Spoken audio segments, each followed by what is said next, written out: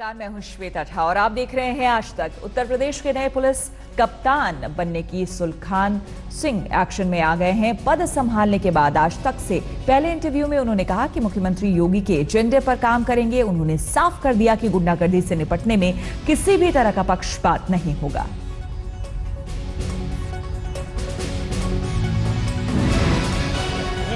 उत्तर प्रदेश के नए डीजीपी सुलखान सिंह ने आज अपना कार्यभार संभाल लिया है। हमारे साथ बातचीत करने के लिए मौजूद है नए डीजीपी। सर, आपका स्वागत। ये बताइए कि बतौर डीजीपी क्या आपकी प्राथमिकताएं हैं और किन चीज़ों पर सबसे ज़्यादा जोर होगा? हमारी प्राथमिकता है निष्पक्ष और एक कर्टियस पुलिसिंग इंश्योर कराना। मैं ये सभी को अश्योर करना चाहता हूँ कि एक जैसी और निष्पक्ष पुलिसिंग की जाएगी और जनता को भी मैं आश्वस्त करना चाहता हूं कि उनकी सभी शिकायतों को टाइमली दर्ज किया जाएगा और निष्पक्ष कार्रवाई की जाएगी। सर, यूपी पुलिस पर लगातार ये आरोप लगते रहे पहले भी कि पक्षपात करती है पुलिस।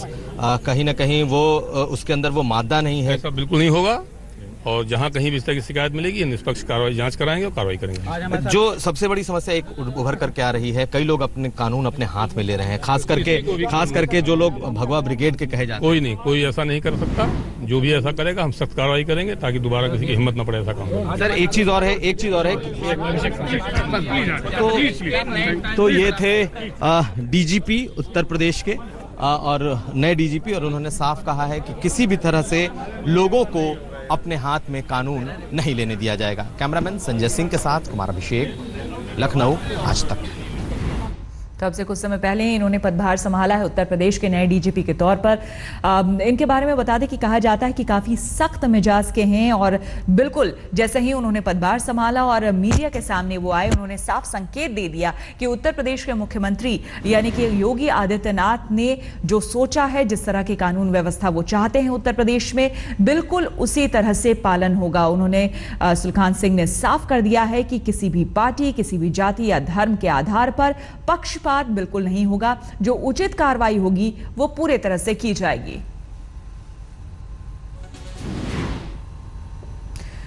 और यूपी के सीएम योगी आदित्यनाथ सूबे की पुलिस की छवि सुधारना चाहते हैं। वो पुलिस वालों को अपनी कार्यशैली और व्यवहार में सुधार की हिदायत भी दे चुके हैं, लेकिन यूपी के वर्दी वाले शायद अपने सीएम का संदेश ठीक से हजम नहीं कर पा रहे हैं। मथुरा के थाने से एक ऐसी तस्वीर आई है जिसने खाकी को शर्मसार कर दिया है।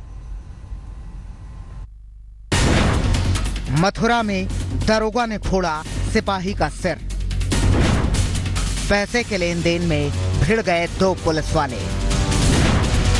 यूपी की पुलिस को कैसे सुधारेंगे सीएम योगी? मैंने सभी जिलाधिकारियों से, सभी पुलिस अधीक्षकों से एक बात कही है, कहीं कोई बात होती है तो केवल अपने सबऑर्डिनेट के भरोसे मत रहिए, सीधे संवाद करिए। लोकतंत्र संवाद का नाम है। अभी 2 दिन पहले ही सतर्कता और कारागार विभाग के प्रस्तुतिकरण कार्यक्रम में यूपी के सीएम योगी आदित्यनाथ ने अपनी पुलिस को अपनी कार्य प्रणाली और व्यवहार में सुधार लाने के निर्देश दिए थे, लेकिन योगी के निर्देशों की स्याही अभी सूखी भी नहीं थी कि मथुरा के सदर थाने से ये तस्वीर सामने आ गई। इस सिपाही का चेहरा इस कदर लहूलुहान है कि तस्वीरों को हूबहू दिखा भी नहीं सकते। आप जानकर हैरान होंगे कि इस सिपाही का सिर किसी अपराधी ने नहीं फोड़ा है, बल्कि आरोप है कि दरोगा की ये करतूत है। क्या है पूरा मामला, आइए आपको बताते हैं। मामला मथुरा के सदर थाना इलाके के कचहरी स्थित सदर हवालात का है। रोज की तरह जेल से पुलिसकर्मी कैदियों को लेकर कोर्ट आए थे। वारदात के वक्त राधेश्याम नामक कैदी को पेशी के लिए लाया गया था। इसी दौरान कैदी को बाहर बैठाने को लेकर दरोगा और सिपाही में झगड़ा हो गया। बताया जाता है कि दरोगा ने कैदी को हवालात में रखने को कहा था, जबकि सिपाही उसे बाहर रखना चाहता था। तुम्हारे अधिकारी आए, कोई जोर से खड़े हो, मजाक बना लिया उधर से तुम लोग। नौकरी करोगे, मीडिया के हो तुम, किसी पूछे बोलोगे तुम्हारे को क्या बात हो गई भाई? नेपाल से बताओ, दरवाजे बताओ, जाओ एसपी सिंह साहब आए तो दरवाजे स्पष्ट मना किया कि ये मुलजिम जो है बाहर नहीं रहेगा। हाँ, तो बाहर न रहने के कारण फिर ये दरोगा जी नेपाल सिंह ने स्पष्ट मना किया कि ये बाहर रहेगा। कैसे नहीं रहेगा बाहर? आरोप है कि पूरी घटना के पीछे पैसे के लेन देन की वजह हो सकती है। क्योंकि पैसे लेकर मुजरिमों को सुविधा मुहैया कराने का आरोप पुलिस वालों पर लगता रहा है। घायल सिपाही को उपचार के लिए जिला अस्पताल में भर्ती कराया गया है। एसपी सिटी ने मामले की जांच के आदेश दे दिए हैं। ये करीब 6 अभियुक्त जो है एडीजे 6 कोर्ट से पेश होने के बाद अंदर आए थे। इसी बात पर लेके यहाँ पे हवालात पर नियुक्त एक सीपी और एक कांस्टेबल में कहासुनी हुई, मारपीट हुई और किन कारणों से हुई इसकी जांच की जाएगी। तो इसमें सिपाही घायल हुआ है क्या? जी, उसको मेडिकल इमदाद के लिए भेज दिया। मथुरा की इस तस्वीर ने एक बार फिर उत्तर प्रदेश की पुलिस की छवि को दागदार कर दिया है। सीएम आदित्यनाथ और पुलिस के नए कप्तान तुलखान सिंह के सामने चुनौती है कि वो इसे कैसे बेहतर करेंगे। मदन गोपाल शर्मा, मथुरा, आज तक। अयोध्या विवाद पर लालू थियरी पर मचे बवाल की। अयोध्या विवाद पर सुप्रीम कोर्ट के फैसले को लालू ने सीबीआई की साजिश से क्या जोड़ा। कटियार सरीखे अयोध्या आंदोलनकारी भी उनके साथ हो लिए। बातों ही बातों में उन्होंने ये भी जता दिया कि अयोध्या मुद्दे पर वो पार्टी में अलग थलग पड़ गए हैं।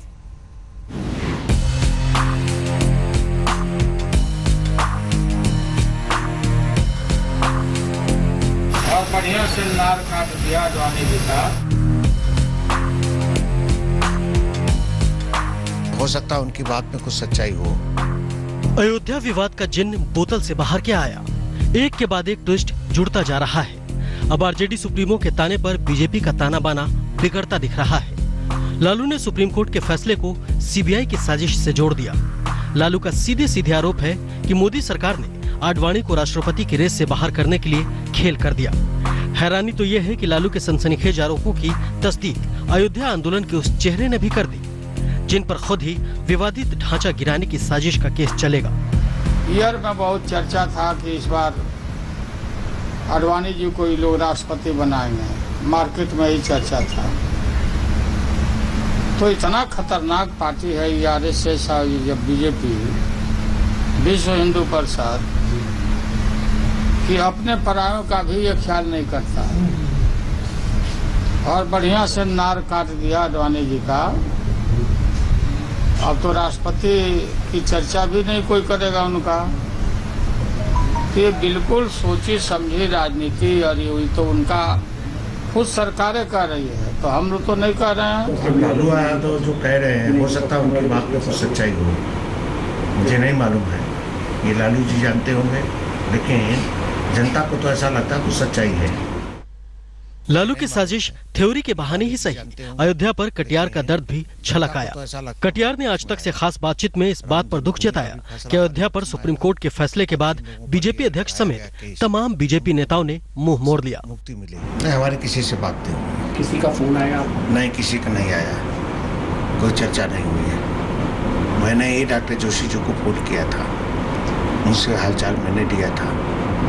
बाकी कोई किसी का मेरे पास इस विषय में चर्चा नहीं हुई। विनय कटियार अयोध्या आंदोलन के नेताओं में आगे रहे हैं। सुप्रीम कोर्ट ने आडवाणी, मुरली मनोहर जोशी, उमा भारती के साथ साथ उन पर साजिश का केस चलाने का भी आदेश दिया है। अब केंद्र में बीजेपी की सरकार है और सूबे में भी कमल खिल रहा है। ऐसे में कटियार सीबीआई की कोर्ट में पेश दलील से हैरान है। उन्हें समझ नहीं आ रहा कि वो खुद कहां समझें, किस पाले में समझें। हिमांशु मिश्रा के साथ आज तक ब्यूरो।